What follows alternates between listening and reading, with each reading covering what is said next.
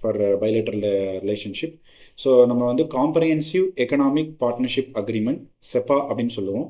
அதை next level of global strategic பார்ட்னர்ஷிப்காக இப்போ இந்தியாவும் சவுத் கொரியாவும் பேசுகிறாங்க. பைலேட்ரல் ட்ரேட் ரிலேஷன்ஸை வந்து 2030 நீங்கள் வந்து கிட்டத்தட்ட டபுள் பண்ணணும் அப்படிங்கிற மாதிரி வந்து ஒரு டார்கெட்டை ஃபிக்ஸ் பண்ணியிருக்கிறாங்க. So from like semiconductors, AI, futuristic industries, இந்த மாதிரிலாம் வந்து நிறைய வந்து எம்ஓஇஸ் வந்து இந்தியாவும் சவுத் கொரியாவும் சைன் பண்ணியிருக்கிறாங்க. ஸோ அது மட்டும் இல்லாமல் சவுத் கொரியா இஸ் கொஞ்சம் technology advanced country, that is chip மேக்கிங்கில் வந்து உங்களுக்கு தெரியும். ஸோ அதெல்லாம் வந்து பற்றி பேசியிருக்காங்க. ஸோ பாருங்கள், செப்பா அதை வந்து அப்கிரேட் பண்ணுறதுக்காக பேசியிருக்கோம். $50 பில்லியன் 2030 வந்து நம்ம எலிவேட் பண்ண போகிறோம். அட் ப்ரெசென்ட் வந்து $27 பில்லியன் பைலேட்டரல் ட்ரேடில் வந்து இருக்குது. AI, MSME, sports and culture. So அது மட்டும் இல்லாமல் ஒரு strategic vision, India south Korea special strategic partnership, then ship building, shipping, maritime logistics, ship building industries and also chip building industry.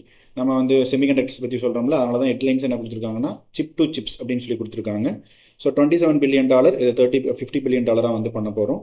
So 2010 நம்ம செப்பா அப்படிங்கிறத வந்து சைன் பண்ணோம். ஸோ அந்த செப்பா sign பண்ணதுலேருந்து அந்த ட்ரேட் வந்து நல்லாவே டபுள் ஆகிருந்திருக்கு.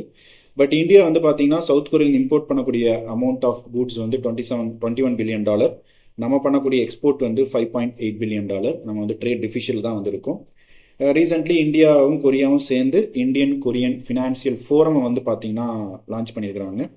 அது மட்டும் இல்லாமல் கொரியன் கம்பெனிஸ் இந்தியாவுக்குள்ளே வந்து இன்வெஸ்ட்மெண்ட் ஃபெசிலிட்டேஷனுக்காக நம்ம என்ன பண்ணுறோம்னா கொரியன் இண்டஸ்ட்ரியல் டவுன்ஷிப் அப்படிங்கிறத பண்ணுறோம்.